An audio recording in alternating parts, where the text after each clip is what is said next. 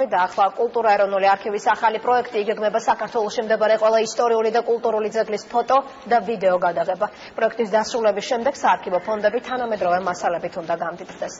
ექსპედიცია დღეს კახეთიდან დაიწყო. ეროვნულ არქივში დაცულ მე-19-მე-20 საუკუნის ფოტომასალას საქართველოს ისტორიული ძეგლების ახალი ფოტო და ვიდეო კადრები შეემატება. ეროვნული არქივის ექსპედიციამ მუშაობა კახეთიდან გრემის ტაძრიდან დაიწყო. საქართველოს ისტორიული და ხუროთმოძღვრული ძეგლების ფირზე აღბეჭდვა ამ ძეგლების შესწავლის დროს მკვლევართა მომავალი თაობებისათვის საუკეთესო წყარო წლების შემდეგ გახდება. შეიცვალა ბევრი რამ, შეიცვალა არქიტექტურა, შეიცვალა ლანდშაფტი, სიტუაცია.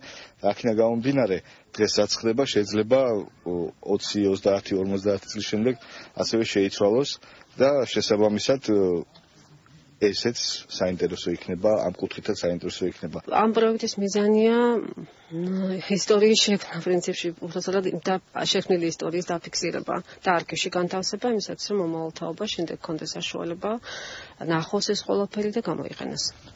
ექსპედიციამ დღეს მუშაობა ნეკრესის სამონასტრო კომპლექსში ჩაატარა. ძეგლების ვიზუალურ მასალასთან ერთად ობიექტივში ამა თუ იმ კუთხის ტრადიციებიც მოხდება. ექსპედიციის წევრები ძეგლებზე სიახლეების და აღმოჩენების დაფიქსირებას და ეთნოგრაფიული ჩანაწერების გაკეთებასაც აპირებენ.